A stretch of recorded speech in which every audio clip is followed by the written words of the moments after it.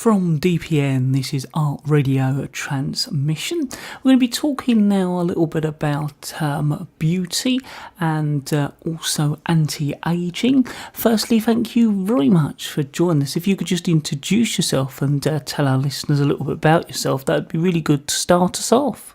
Yeah, of course. My name's Zoe Keay and I'm Head of Product Development at My Perfect Cosmetics company.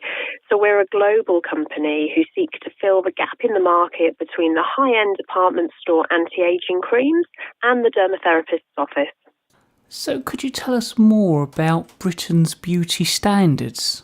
Well, we're now firmly in the decade of the selfie. So today's beauty industry and anti-aging in particular are firmly focused on the face.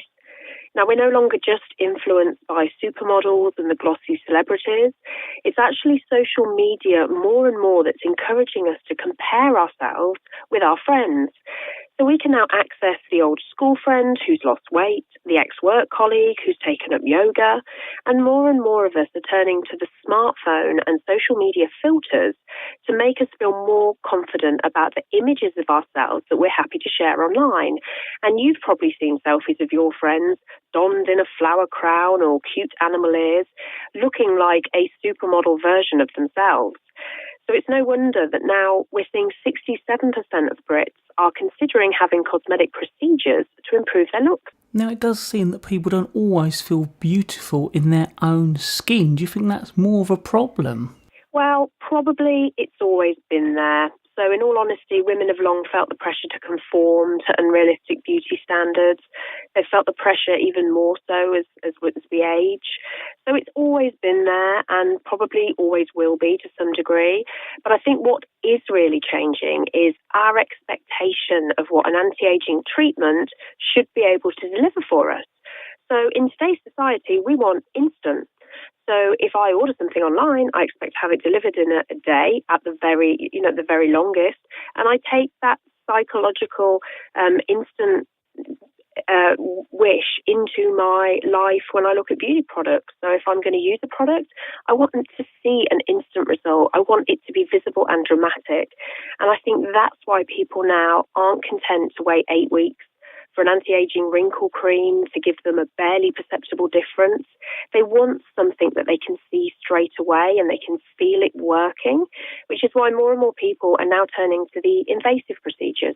So do you think it's predominantly a problem for women, or are men being affected by this as well? It's definitely a growing concern for men. That pressure to look younger is absolutely there. And interestingly, with men, it's not always focused purely on attractiveness, but often on the perceived strength and power. And we particularly see that in the workplace, where men can feel that pressure to compete. And there's a significant rise in men turning to cosmetic procedures. The majority of that growth is in the so-called tweakments. The Botox, the fillers, the lunchtime facelift. So that's really where they're going to rather than the cosmetics industry, because there is still some stigma about men being seen to use cosmetics. Male grooming is a huge booming industry, but people still don't want to be seen to be wearing, what they consider to be makeup, and that's leading them to go to these more extreme measures. So you mentioned invasive procedures and of course there are non-invasive procedures as well. I was hoping you could tell us a little bit about the differences. Yeah, invasive is essentially surgery. So the skin is broken and it's going to leave you with a small scar. So we see a lot of blepharoplasty, cheek implants, full facelifts, brow lifts. And the non-invasive is usually the injectables or something that leaves the skin totally unbroken.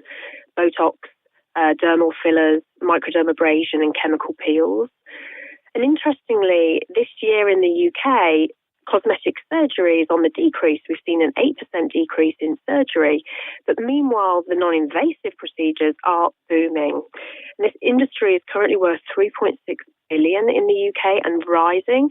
And 90% of the treatments that are being had are actually the non-invasive.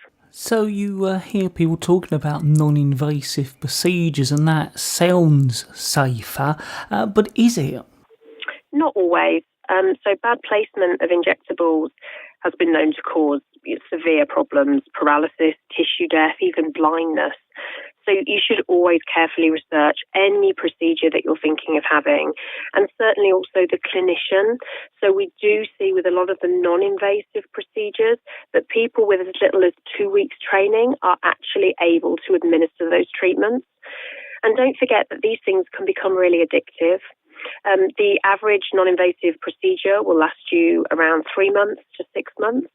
So you could be starting a slippery slope of investing in these procedures that are going to be expensive long term. And of course, you can risk getting the bug and taking it a little bit too far. So even though there is a risk and people know about those risks, you often hear people still turn to those sorts of procedures. They do, and there's various reasons. The two main reasons that we've seen within our research are firstly that desire for an immediate, dramatic, visible result. And the second reason is people don't believe that there's an alternative. There seems to be too wide a gap between the high-end anti-aging wrinkle creams and the dermatherapist office. And that's where My Perfect Cosmetics company have been investing so highly, because we want to bring powerful products to the market that offer the instant and the dramatic results, but without people having to turn to invasive procedures. So if our listeners would like to find out more on this, where can they do so? Thank you. You can find us online at My Perfect Eyes and myperfectfacial.co.uk, or for more information you can simply text the word perfect to 78900. Well, I'd like to thank you very much for taking the time out to talk to us here at Art Radio Transmission. Thank you so much.